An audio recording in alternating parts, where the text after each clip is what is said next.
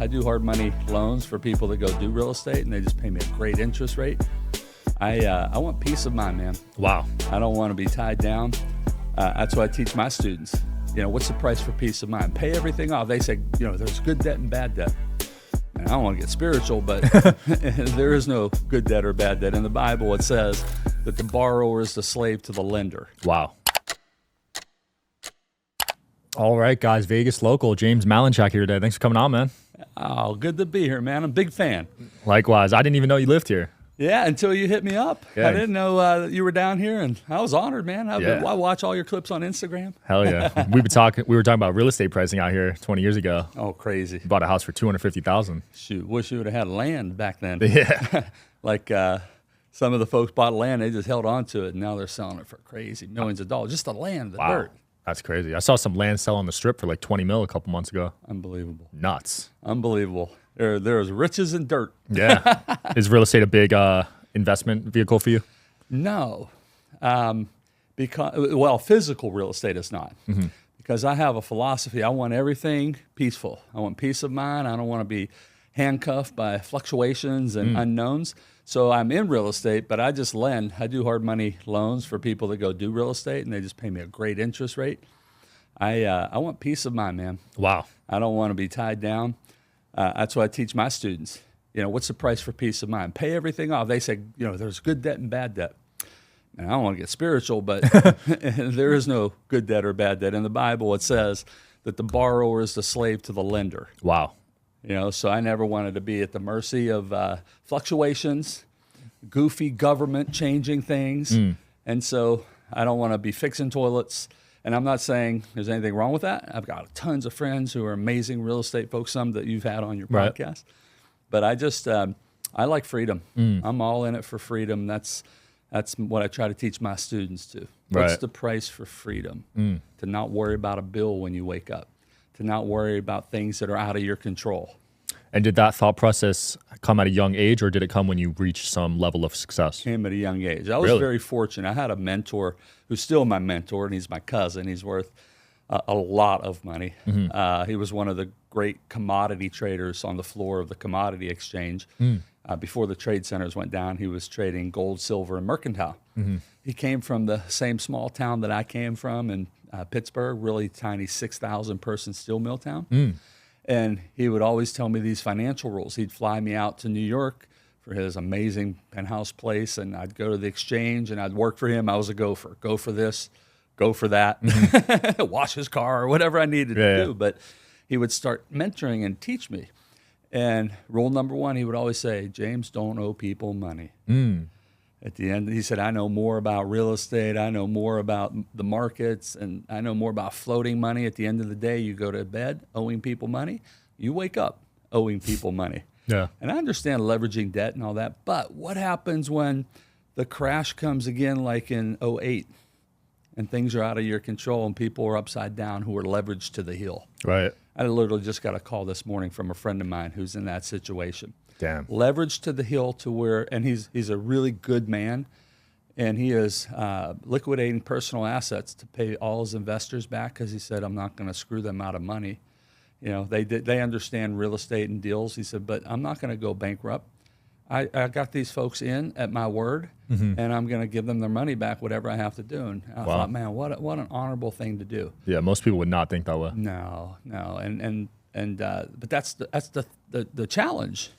You're at the mercy of others. Yeah, debt's good until it's not. Man, you hit the nail on the head. Man. Yeah, you hit the nail on the head. Yeah. So I just don't ever want to worry about that. So my cousin started teaching me those things. Don't swing for the fence. Just get on base, right? Nice, steady, slow returns over time. Don't try to hit the grand slam, right? He used to always say Babe Ruth hit a lot of home runs, but he struck out more than he hit home runs. And he said when you would think about great hitters, Ted Williams, Pete Rose, they just got on base. Yeah, Jeter, man, just got on base and just consistent. So that's what I've done. I've always tried to get on base. I remember saying about, 15 years ago, how do I pay everything off fast? Now, here's the deal. Here's what I teach my students. When you pay something off, you don't stop making the payments. That's crazy, right? If you pay your car off, whatever it is, $300 a month, you don't stop making the payments. You keep making that monthly payment. You just pay it to yourself and invest that money so that money grows for you and works for you. You pay your house off, which I know a lot of real estate friends say don't do, right? Because you're tying up all that equity. What's the price of peace of mind? I know that if everything goes to hell in a handbasket, I got a place to sleep and nobody can take that from me. Because when you have real estate under contracts, you don't own it. You don't own it. The bank owns it. When you put 20% down, you don't own it? Yeah. People don't think of, oh, I own a house. No, you don't. Now, when you got debt on it, you don't own that. And so what I always teach, like if you pay your house off, you don't stop paying the monthly mortgage. You just pay it to yourself and invest that money and let it grow for you. Right. Whether that's go buy, passive real estate investing, stock market, whatever that might be, life insurance. So I just don't believe in debt. Yeah. Because I love what you said. Debt's good until it happens, and it's not good. Because odds are in a lifetime, you're going to deal with 2 or 3 major crashes, right? Oh, my gosh. Yeah, and again, I keep coming back to the uncontrollables, things that are out of your control. Right. That's the scary COVID part. was unpredictable. Who saw that coming? What's going to happen in the election? You just never know. So I like to be in control, and I like to put my head down on the pillow, knowing that I'm good. Yeah, I love that. Doesn't matter what happened. That's what I try to teach my students. Powerful. Do you believe in passive income? That's a controversial thing, 1,000%. You do? Yeah. Okay. So like the real estate that I do, I don't do buildings, I don't flip, I don't take contracts, but I lend my money to people who love doing that and are better than me, and they just pay me a great interest rate, just gets deposited into my bank account every month. So I love passive income. So it does exist. It does. Some people say it doesn't. If you structure the right way. Right. And I have passive income. I have 150 private consulting clients. Wow. Who every month pay a fee, or every year they renew. They pay up front and they renew. Well, that's all passive income. It just keeps coming in. Yeah. So I'm a big believer in passive income. Yeah. Yeah. Yes. Some people say real estate is passive, but it depends on how you structure it. It depends. Yeah. Everything's relative. It depends on how you structure everything.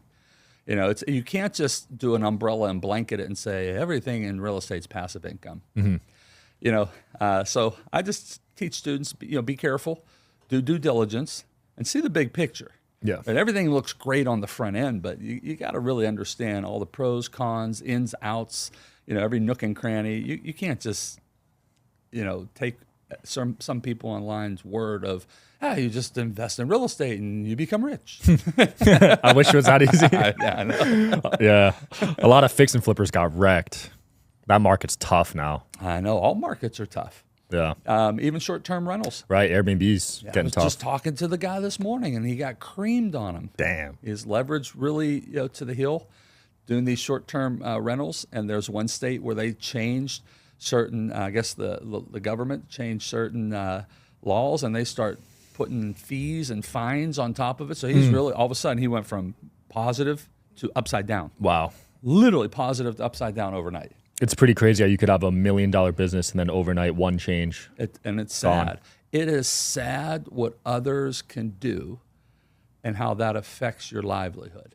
You think you're set up, you're free, you're taking care of your family, and then all of a sudden you got to go dig in and work because an uncontrollable flipped. Right. With that being said, do you have multiple businesses at the same time to kind of mitigate that risk? I do, but within my lane. So I've done a lot of talks, as you know, 3,000 some talks in my career, very, very blessed.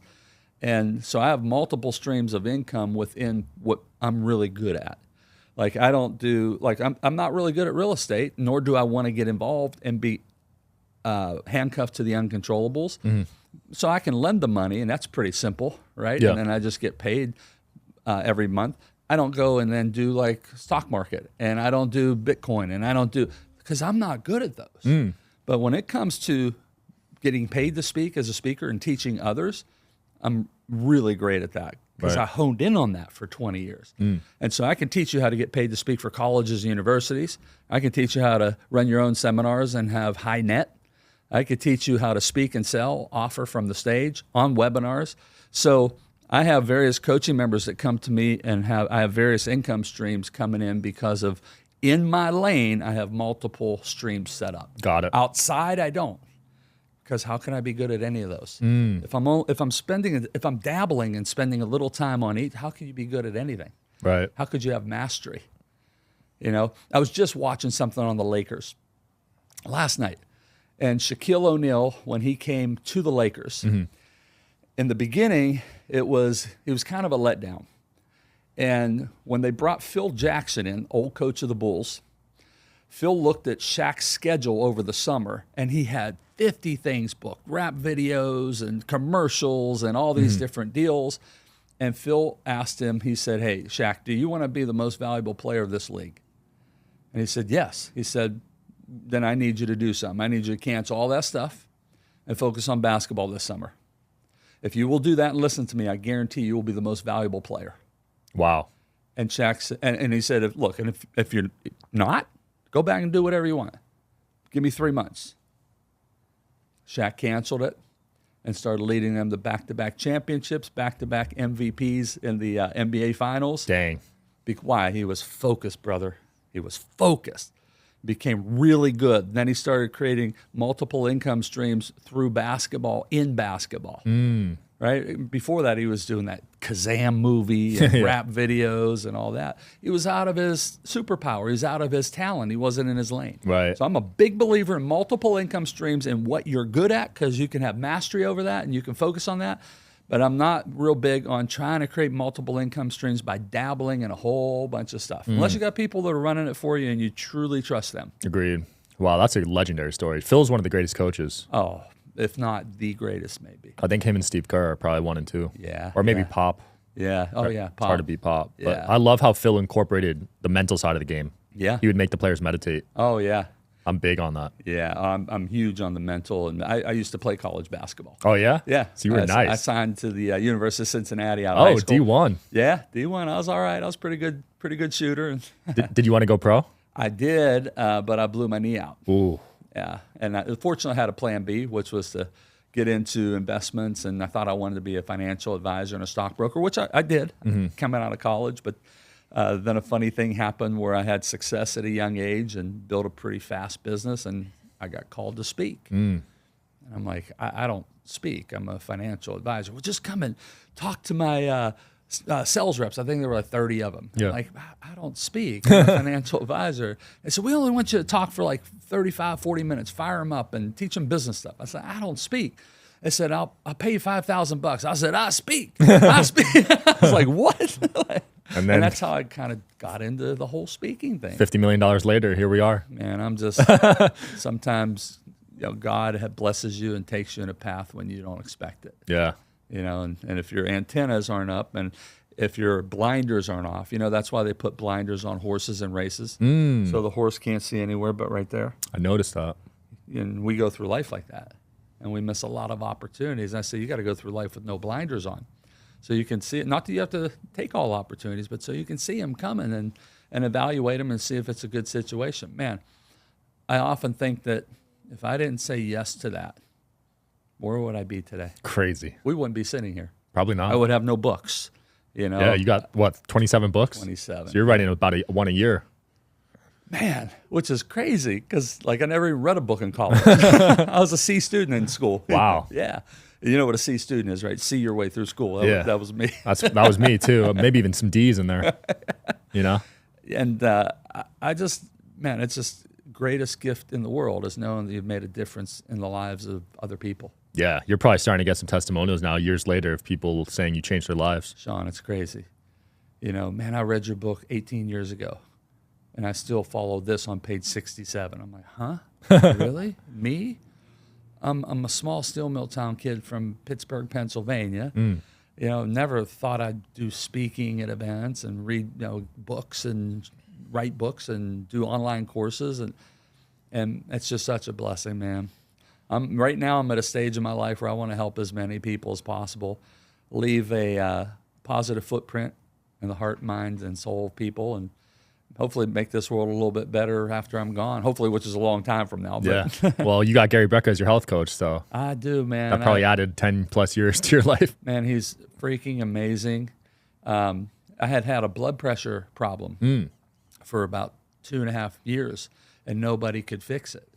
I actually drove myself to the ER about 4.5, 5 months ago. Wow. 10:30 at night. My blood pressure was 232/124. That's double mine. Holy crap. Like crazy. Now, here's the crazy thing. I've never done a drug in my life. I've never even smoked a cigarette. Wow. I don't drink. Maybe a glass of wine every couple of months out to have steak with friends. I walk or run 10,000 steps 5 times a week. Wow. Okay? I had every heart test, every blood test, every kidney test, every liver test done that you can imagine. Everything comes back perfect. Went to a cardiologist, did a stress test. He's like, your heart's like an athlete. Like everything's fine. And yet this blood pressure thing's up. And I have no stress. Blessed to have no financial stress because paid everything off back in, I think, 2012. Nice. I have no financial stress, nothing. You know, no relationship stress. So why is this like this? And doctors couldn't tell me. You know what they do? They say, well, here's another medication script. Right. So now I was on like 6. Jeez. And I'm like, this is crazy. Like, what the heck is going on? And so I drive myself to the ER. They get freaked out and they put me in the hospital and start running all the tests again. Chest x-ray, blood work, kidneys, liver. Nobody could figure it out. So then they start about 3 a.m., so about 6 hours later, they start to bring it down to like 150 over 98. All tests are negative. Everything's fine. So what do they tell me? We're going to send you home. And I flipped out. I said, how can you send me home? Look at that monitor. 120 over 80 is normal. That's not normal. I came in here with, and all tests are negative. It's your job to figure this out. Yeah. And they didn't. Wow. And I said, and I got really upset. I said, you do this to all the people in this hospital? You just send them home? Like, that's crazy. Your job is to figure this out. And so they sent me home, wrote me another prescription, and I said, screw it. I had it. I saw the videos from Dana White of the UFC here, who was in a very similar situation, was on blood pressure meds for like 15 years and all these problems. And I had no problems. I just had high blood pressure. I said, who's the best guy in the world that seems to be helping people? And, well, I don't think Dana would lie. I mean, Dana's got no reason to, and he's not getting paid for it. And then I saw Steve Harvey talking about Gary, and then Stephen A. Smith. And I'm like, okay, I know enough about working with celebrities because I've helped a lot of people with speaking through a coaching program. They don't say this stuff. These folks get paid big bucks, and none of them are getting paid to say this. Right. I said, I don't care what I have to do. Now, I didn't tell Gary this after I started working with him, but I went to the bank and I got a cashier's check for $100,000 because he wasn't taking clients, personal clients. And I said, if I have to stand outside of his office and wait until he walks out and hand him $100,000 cashier's check, I'll bet you he works with me. That's legendary. Okay? And I got to tell you this is crazy, man. God works in wonderful ways sometimes. So that was on a Monday that I had to check. I was going to go to his office the following Monday and just stand there. So you're going to fly to Miami? Well, I have a place down in Florida, so I was going to drive about an hour down to where he's at. Yeah. I literally was going to walk in and just sit there. I mean, at some point I got to see him or show up where he does a talk. Yeah. I mean, if I handed you a cashier's check for $100,000, would you work with me? I probably would. All I wanted was somebody who knew what they were talking about to figure this out, because now I'm going nuts. Like, somebody's got to figure this out. Nobody has. So anyway, I'm at dinner. So that was a Monday. I'm going to go the next Monday to his office. I already had it planned out. And I was going to tell the receptionist, hey, could you have Gary come out? I have a check for him for $100,000. That literally was what I was going to do. That Friday, a friend and I go to dinner in Miami at a restaurant, which I never go to Miami. Yeah. It's just not my jive. So I wanted to go to this one. We were going to this restaurant, and I asked if we could switch and go to this other one that just had been open. It was getting great reviews. So we go there. We catch up for like 2 hours, and they have these like bridges inside where you walk across to go to other tables and stuff. Interesting. Amazing. So before we walk out the door to leave, I said, can we just walk up there and go across this bridge? I've never done that. I might not be back. So we go up the steps. We're getting ready to walk across this bridge, and I hear somebody say, James. And I look, and it's a former coaching client of mine in the real estate world. Yeah. And so we just start chit-chatting, and about 15 minutes in, he said, so what's going on with your business now? What are you doing? And Sean, I don't know why I said this. I said, what's really going on is I'm trying to get to this guy, Gary Brecka, because I have this health challenge. And he goes, hang on a second. He said, I'm good friends with his wife, Sage. Here, let me just put you guys on a text thread. Wow. And that's how I started working with him. Nuts. Now, here's what's nuts. I wasn't supposed to be at that restaurant. I wasn't supposed to walk up those steps.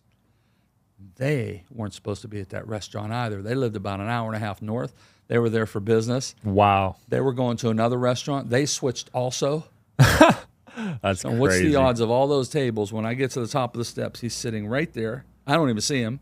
He calls my name out. What are the odds of me saying, I'm trying to get to this guy, Gary Brecka, because I need help with this blood pressure? Yeah. And what's the odds of him being friends with his wife? Nuts. Started work with him. It's been amazing. The guy is a genius. And a genius. The universe works in wonderful ways. Man, 13, 14 days later, my blood pressure was normal.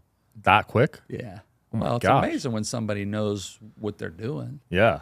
You know, so anyway, I know it's a long story, but maybe that helps somebody out here. That I think Gary is amazing. No, that's big time. So what was the actual issue though?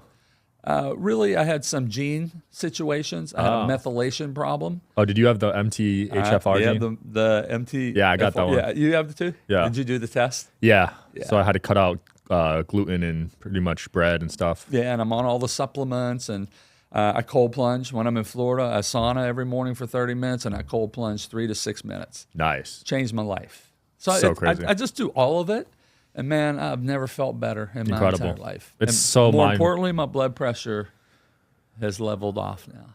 Great. 13 days. I was so blown away. I shot him a video. I was in the gym at 5:30 in the morning working out because then I was wide awake. I had more energy. And I didn't know what to do. I got to shoot him a video. And so I shot him this video telling him how amazing it was. And plus, I was 40 pounds stronger on the bench, which I've never done. I was stronger than I was when I was a college athlete. 2 weeks. Crazy. Well, blows your mind, one, but think about it. When I teach this in business, it's not about working harder. It's not about working smarter. It's about working right. He knows the right way of what should be working and what shouldn't be working. Yeah. So I'm doing the right things now. So efficient. Yeah, I'm forever grateful to Gary Brecka, Sage, his wife, and my friend DJ Thielen, who I happened to bump into at that restaurant. Yeah, they changed my life too, to be honest. Yeah, I didn't know I had that gene break. I used to eat pasta and bread daily. Wow, I love Italian food. Yeah, I used to. Yeah, I used to. Well, we could actually go to Italy and eat it, but something they do here is just weird. I had some friends that just came back from Italy, and they're like, "Oh, it's completely different. Doesn't even taste like processed food like ours here does." Yeah. You know You know what's cool? I did a cooking class where we made chicken parmesan. I'm so glad I did that because I was like, I never want this stuff ever again. Once I saw what went in it, I was like, oh my gosh, I might as well just open up a bag of flour and grease and butter and just dump it down my throat. Yeah. And so I'm glad you're doing good. I can't even eat out anymore. I get sick every time because I'm so healthy now. Good for you. How long you been doing it? They took my blood and genes a year and a half ago. So Sage was my second guest on the show ever. Oh, Sage? Yeah. That's awesome. And just changed my life. I used to get sick every month. Wow. Yeah. I'm forever grateful to Sage and Gary and also, of course, DJ Thielen, who, man, if he wasn't sitting there and I'm so thankful and grateful because I feel great now. Yeah. But more than that, like the mental part, like what the heck is going on? Like how can everything come out positive, like negative? Like everything's positive in my life, right? No kidney problems, which I'm glad that happened because I would have never had all those tests run. Right. Because they don't allow you to pay through insurance through preventative, which is crazy. Mm-hmm. But how could all that be okay and yet the blood pressure be up? I was literally going nuts. I was like, I was lost. I said, I'm going to figure it out. And I don't care what I got to do, I'm getting to Gary. And fortunately, God works in wonderful ways, and DJ's sitting there. I love it. And it's also a testament to your network, though, too. Yeah. Because you were one connection away from him. That's true. Yeah. Yeah. It's the 6 degrees of separation. Mm-hmm. Well, I was one. I bumped into DJ. Yeah.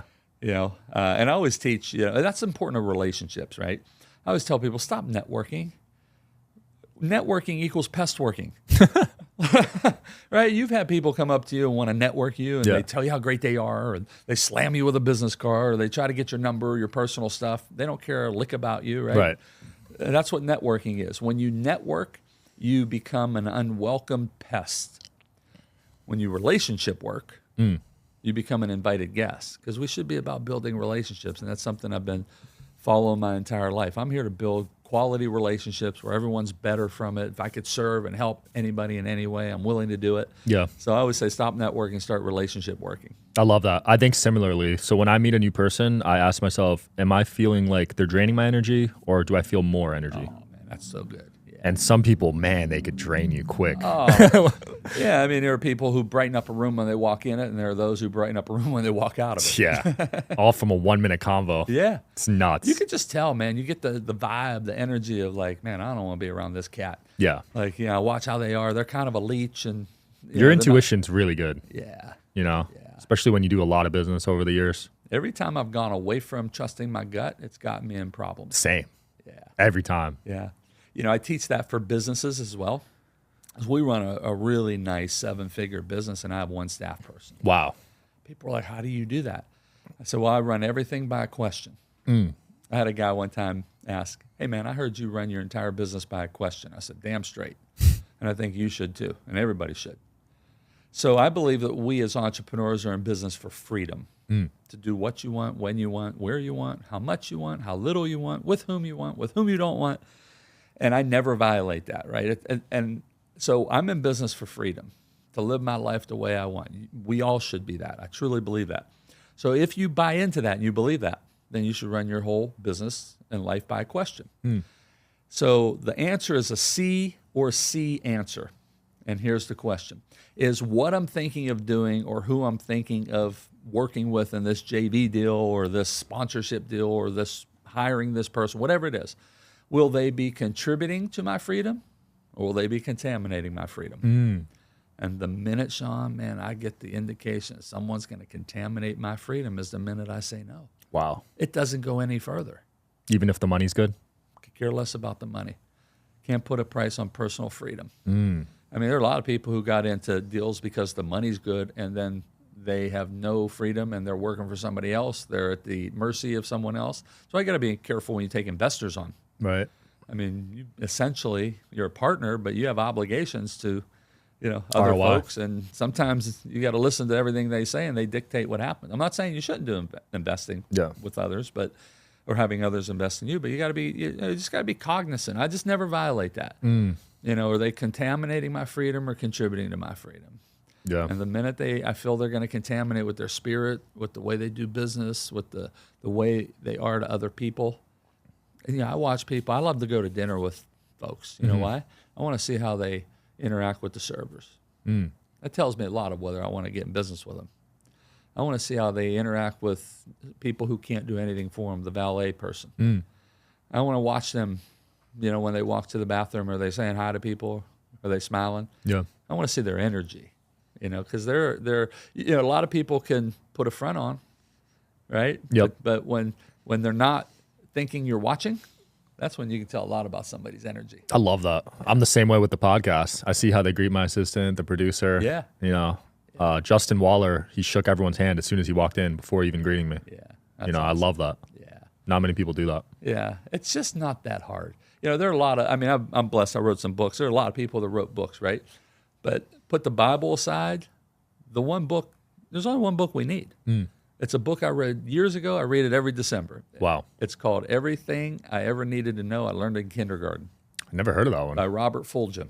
Check it out. Yeah, it's just basic stuff. Please, thank you, be courteous, treat people as you'd like to be treated, right? Basic things that we all should be doing, and this world would be better if we did it that way, But, it's very simple. It doesn't have to be difficult. Did you find yourself struggling with ego when you started getting success? Oh, yeah.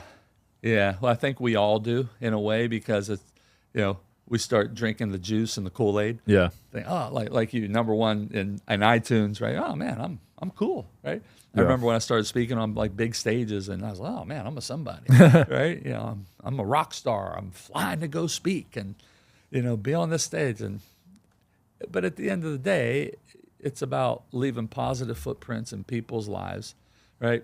Making sure that you're doing a great contribution. You're leaving a legacy. You're living a life of significance. And I say this everywhere. The greatest gift you could ever receive is knowing you've made a positive difference in the lives of others. Very simple. So just wake up every day and figure how could I serve people, help people, make people's lives better, and you'll have people magnetically attract you like a magnet. Wow. They'll want to be around you. They'll talk great about you when you're not around. They'll want to do deals with you. They'll and we should be about that. It should be all about relationships and friendships. It should be win-win for everybody. It shouldn't be screwing people over. Yeah, I agree. I love that way of thinking. Most people just want to be able to see results, so they don't think like that. When we come into this world, you and I are big on mindset, right? If you study anything about our minds, we have two parts of our mind. We have our conscious mind. That's what we're thinking with right now. When we go to sleep, it goes to sleep. Your subconscious never sleeps. It accepts without a doubt anything that get programs into it. It doesn't reject. It doesn't analyze. It's like a hard drive, just stores. Well, you put enough junk on the hard drive, it gets a virus and it crashes. Our subconscious is no different, right? If you think about an iceberg, right? You see the iceberg above the water, but that's only 10% of the iceberg. 90% of the iceberg's below the water. So think of your mind the same way. 10% is the conscious mind, right? Where logical decisions happen. The 90% below the water, the subconscious, is the emotions, the values, right? The feelings. So when we are born and we come into this world, we all get a bib placed under our chin, right? Because we're being taken care of as infants. But you understand that gets programmed. And what we don't know is we go through life with that embedded on our computer. We go through life with being that way, unknowingly, because that's the program running that people should be giving to us. In essence, we're taking from people. And what I always teach, I've been teaching this for 20 years, you got to take that bib consciously off from around your chin and neck, drape it over your forearm like you're a server in the finest dining establishment, and just approach everybody with, what could I do for you? How could I help you? How could I serve you? How can I make this person's life just a little bit better from us meeting? And if we just approach people like that, how can we have a great win-win-win in the business deal? If you approach that, then you'll have a great life. Absolutely. So I'm writing a book right now called The Power of the Napkin. It's all about don't wear the bib, and it's all about why serving others is not one of, the greatest secret to all success and significance in life and business. Yeah, that's powerful. You got to reprogram your subconscious, though, to get there. Because I feel like we're innately selfish because of survival, just to survive. But times have changed. We don't need that survival instinct as much as we used to. And the first part of all transformation is awareness. See, a lot of times we go through life, we don't know why we're doing this. Why are we thinking for ourselves? Why are we taking from others? Why are we only looking for our side of the deal? Well, it's because it got embedded from that simple infant stage, and we got programmed that that's how we go. But first part of all transformation is awareness. Once you're aware, you can change that fast. Yeah. If you're not aware, you just keep doing the same old, same old. Absolutely. That's why I'm aware of my ego, and I go through phases of, I need to tone it back a little bit. Yeah. But that's the first stage. Yeah, me too. I mean, when I was blessed to be invited on ABC's Secret Millionaire TV show, I was like, holy cow, this is 8 o'clock, Sunday night prime time. Wow, I arrived. Yeah, because that was one of the hottest shows back in the day, right? Oh my gosh, yeah, it was fantastic. It was truly one of the greatest blessings of my life. I met some amazing servers, unsung heroes that were just out there making a difference for no other reason than to make their communities better. And, you sign a contract with ABC. I mean, it's not cable. Yeah. And I'm nothing against that. I'm just saying this is ABC that's owned by Disney. Yeah. This is kind of major. This is Monday Night Football, ABC. At the time, this was the Desperate Housewives, ABC. Yeah, no, they were a big deal. I watched ABC growing up. Yeah. Yeah. And then you're going to like all these ABC parties, and you're hanging out with Shaquille O'Neal, and you're hanging out with the people on all the ABC shows, and you're like, wow, right? And you start to like let the ego, it's easy to creep in. Yeah. And I heard somebody say that ego, EGO, is just edging God out. You're focusing on the fame and all that. And I had a friend tell me this. He said, all that stuff is going to be gone. You heard the 15 minutes of fame thing? Yep. And I was like, wow. And I took that to heart.